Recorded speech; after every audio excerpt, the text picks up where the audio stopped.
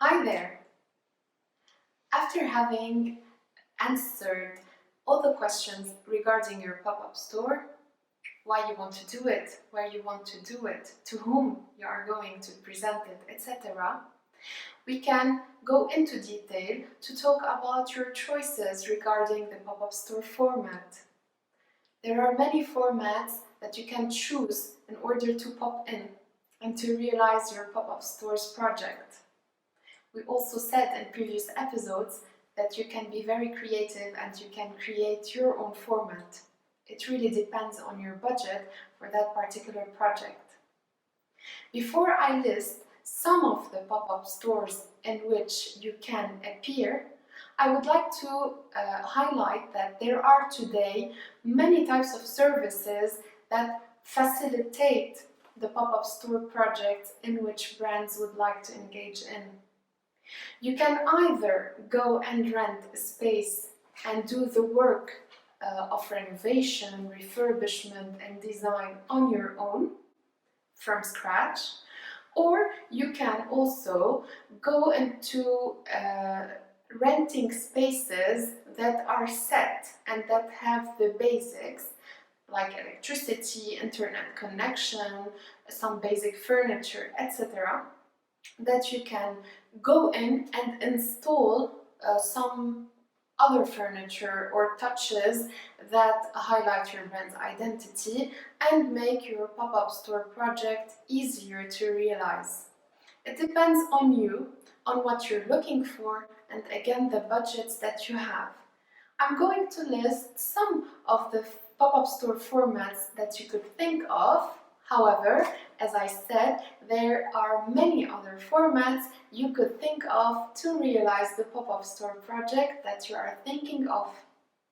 First of all, you can appear in vacant boutiques or vacant storefronts.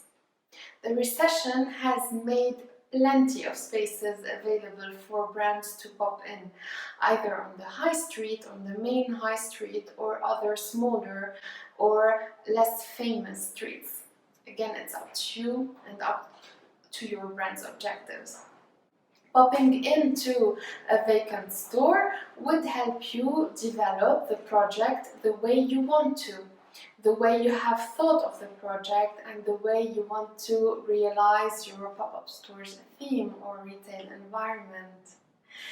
The pop-up store boutique is important when it's on commercial high streets or on a prime location, as you could benefit from the important footfall on these types of streets.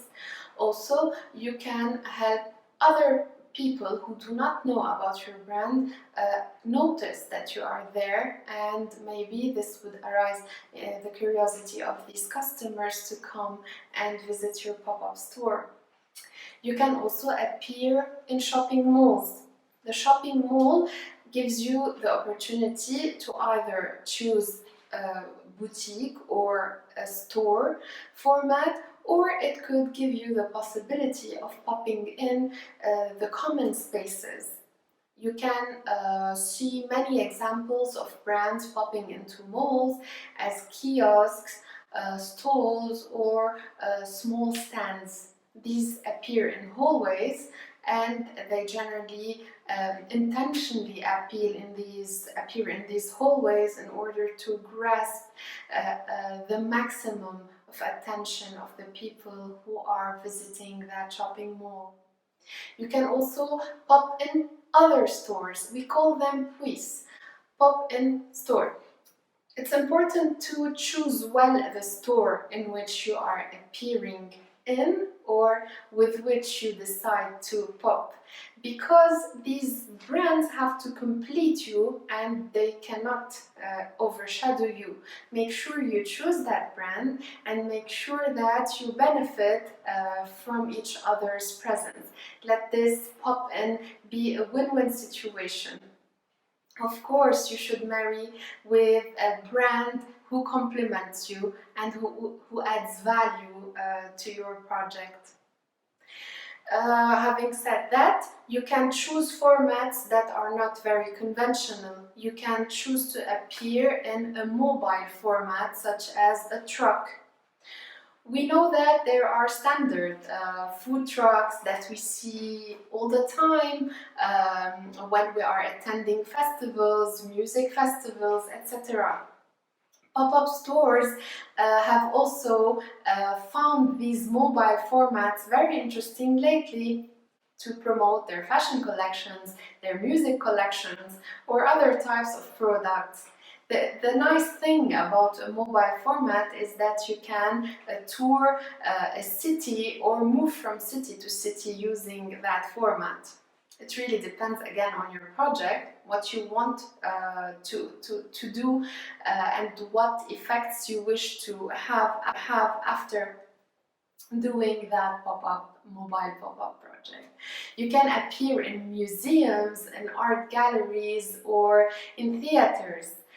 We can see that many luxury brands use these types of strategies to do event-based pop-up stores. There are no rules of thumb. You can always choose the location that meets with your pop-up store's objective. Finally, you could think of popping up into pop-up malls or pop-up conglomerates. Many of these pop-up malls have been done in London, and we are seeing that other cities are also engaging in that type of initiative. You can create your own, yes, but again, Yes, good. and everything that we have listed before related to the legal aspect of popping in. Do you have the permit? Have you thought of everything that relates to the legal aspects of creating and placing that pop-up store, etc., etc.? I would remind you again that you have to choose a location that is suitable for your brand, a location in which you can grasp the attention of your target audience, and a location that reflects your brand identity. In the future episodes, we're going to talk about other aspects related to your pop-up stores project.